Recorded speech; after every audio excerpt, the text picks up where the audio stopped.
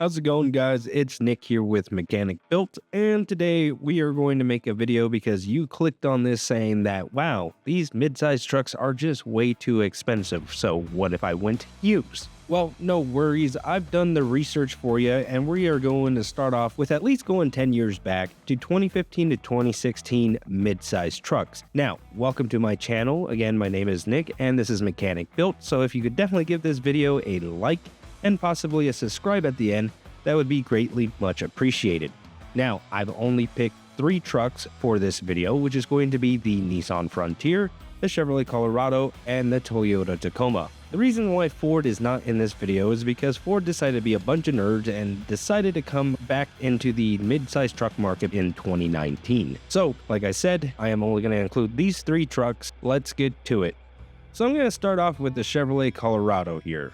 This mid-size truck came back to us in 2015, and honestly, this was one of the trucks I will have to admit to GM that this truck looked like it belonged to the 21st century. Back in 2015, GM did a really good job with the GMC Canyon and the Chevrolet Colorado styling. This was a truck that, if you were looking for a mid-size, was definitely updated compared to the Nissan Frontier and the Toyota Tacoma.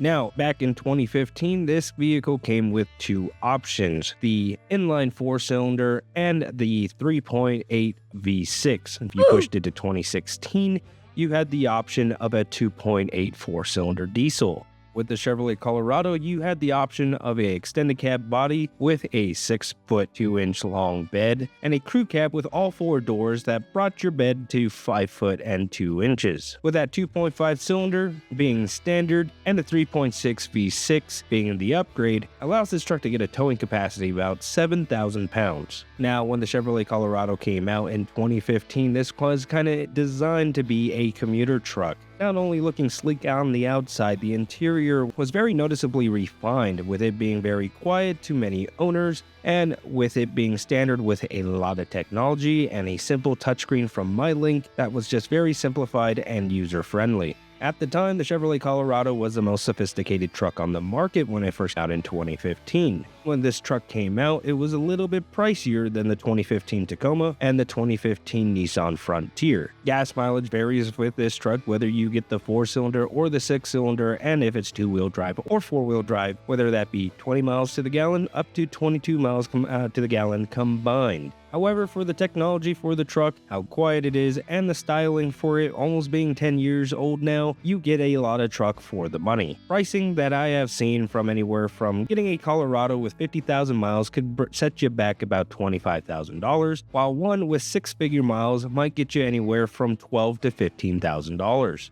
Now, this wouldn't be a mechanic channel if I don't tell you what the issues over the years we have seen with this truck. Now, when it comes to the Chevrolet Colorado, reliability is actually pretty decent. Most people that have owned these vehicles have gotten anywhere from 200 to 300,000 miles, depending if you have the 4-cylinder or the 6-cylinder or the inline 4 diesel that came out in 2016. Your maintenance may vary.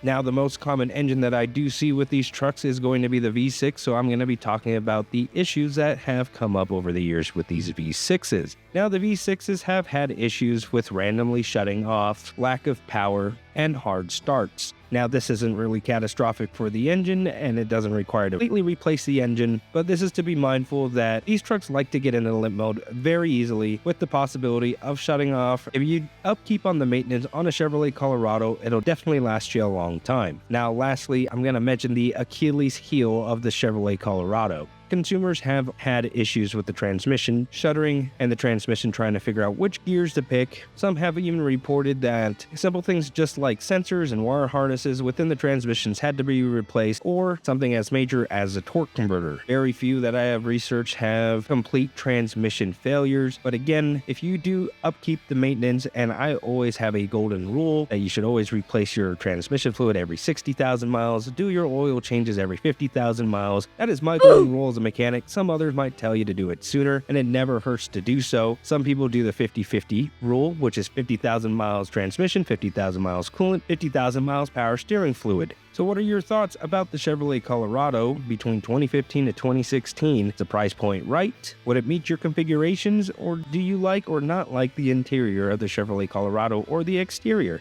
So, if you guys made it this far into the video, definitely hit that subscribe button and that bell notification because 2 other videos are going to be coming out of the 2 trucks that I mentioned earlier, which is going to be the Nissan Frontier and the Toyota Tacoma. Again, would you buy a 10-year-old truck? Would you trust it? Or you know for a fact that just because how everything is with these new trucks being so astronomically high, 10-year-old mid-sized trucks just seem really appealing for the price point. Now, if I miss anything about the Chevrolet Colorado, definitely comment below because other people might read the comments and figure out if this is the right truck for them. Again, my name is Nick and this is Mechanic Built, and until next time.